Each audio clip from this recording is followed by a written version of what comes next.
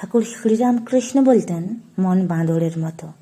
মা সারদা দেবী বলেছিলেন, খারাপ চিন্তা মনে আসাটা পাপ নয়, কিন্তু সেই চিন্তা মনে এলেই তাকে প্রশ্রয় দেওয়া বা সেই অনুযায়ী কাজ করা পাপ। এখানেই লুকিয়ে আছে এক গভীর সত্য। খারাপ ভাবনা মনে আসতেই পারে, কারণ মন চঞ্চল, কিন্তু সেই ভাবনাকে যদি আমরা কাজে পরিণত করি তা পাপ হয়ে দাঁড়ায়। কিন্তু কেন আমাদের মনে খারাপ চিন্তা আসে? মা বলতেন, মনের মধ্যে খারাপ চিন্তা আসা স্বাভাবিক, কারণ মানুষের পক্ষে সবসময় ভালো ভাবা সম্ভব নয়। মা আমাদের শিখিয়েছেন, যদি খারাপ চিন্তা আসে তাকে জায়গা দেবে না। খারাপ চিন্তা যেন পাখির মতো আসে আর উড়ে যায়, মনের ঘরে যেন বাসা না বাঁধতে পারে। খারাপ চিন্তা দূর করার উপায় মা সুন্দর করে বুঝিয়ে গেছেন। মা বলতেন, মনের সংযম রাখতে হবে। চিন্তা তো আসবেই, কিন্তু সেই চিন্তাকে লালন না করে ঈশ্বরের চিন্তায় মগ্ন হতে হবে, ভগবানের নাম স্মরণ করতে হবে।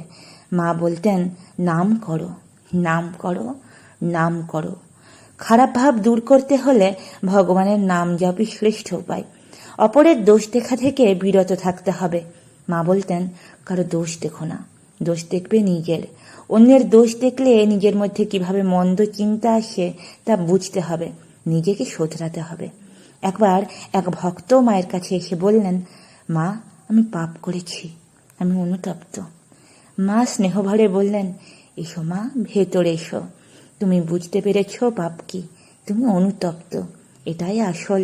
পাপের জন্য অনুতপ্ত হওয়া এবং বুঝতে পারা, এটাই আসল কথা। মা আরও বলেছেন, পাপের পর যদি অনুতপ্ত হও তাহলে মুক্তির সম্ভাবনা তৈরি হয়। কিন্তু পাপ করে মানুষ ভুলে যায় যখন তার বিপদ।